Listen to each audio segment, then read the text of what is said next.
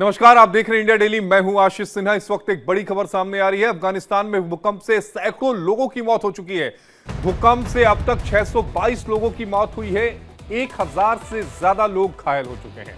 Richter scale पर 6.3 रही है भूकंप की तीव्रता। पाकिस्तान से लेकर भारत तक भूकंप के जो झटके हैं वो महसूस किए गए हैं। तो 6.3 तीव्रता का यह भूकंप आया है।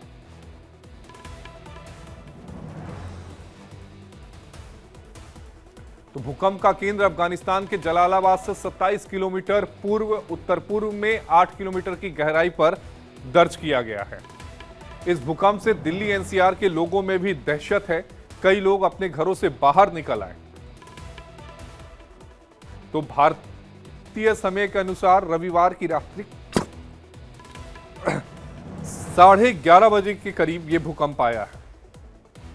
1500 ज्यादा जो लोग हैं वो घायल बताए जा रहे हैं। ये भूकंप इतना ज्यादा खतरनाक था कि कई जो घर हैं वो देखते ही देखते मलबों में तब्दील हो गए।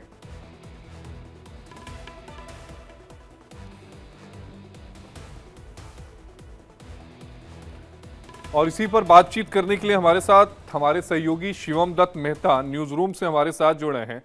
शिवम, ये जो तस्वीरें आ रही हैं ये डराने वाली हैं। 6.3 की तीव्रता का यह भूकंप और 600 से ज्यादा लोगों की मौत, 1500 से ज्यादा लोग घायल। मरने वालों की तादाद और बढ़ सकती है। पाकिस्तान में भी इस भूकंप की आहट सुनाई दी। खैबर पख्तूनख्वा का वो इलाका था जहां पर भूकंप के तेज झटके महसूस किए गए।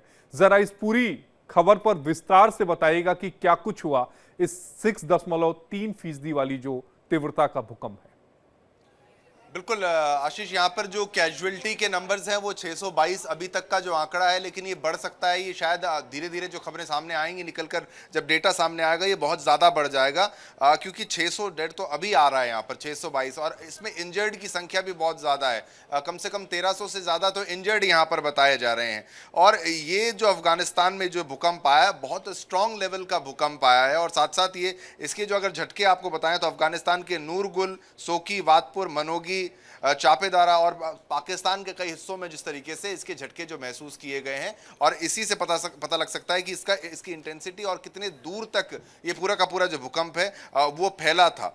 और ये आप समझ लीजिए, जो ये भूकंप आया है ये 27 kilometre east north east Jalalabad की आया है। और उस शहर की अगर बात करें जलालाबाद की, तो वहाँ पर लगभग 2 लाख लोग रहते हैं। और इसके बाद आफ्टर शॉक्स जो है वो 3 आफ्टर शॉक्स की बात भी कही जा रही है। यानी भूकंप आया, उसके बाद आफ्टर शॉक्स आए। अब सोशल मीडिया पर भी लगातार, अगर आप एक्स पर भी देखें तो लोग ये ट्वीट कर रहे हैं, पोस्ट कर रहे हैं, और वो वीडियोस जो हैं वो डरा देने वाली हैं। जिस तरीके से वो भूकंप आया है, काफ़ी तीव्र भूकंप, काफ़ी खतरनाक लेवल का, ये काफ़ी इंटेंसिटी वाला जो भूकंप है ये देखने को मिला। कैजुअलिटीज़, इंजरीज बहुत ज़्यादा हैं, क्योंकि वो जगह जहां पर ये हुआ है उसको एक्सेस कर पाना भी बताया जा रहा है मुश्किल है। अब वहाँ के हेल्थ मिनिस्टर जो है शराफत जमन, उनकी तरफ से कहा जा रहा है वो हम प्रयास कर रहे हैं लोगों को बचाने का, लेकिन कैजुअलिटी बहुत ज़्यादा है। यानी आधिकारिक तौर पर भी वहाँ की गवर्नमेंट की तरफ से ही आप ये बयान समझिए।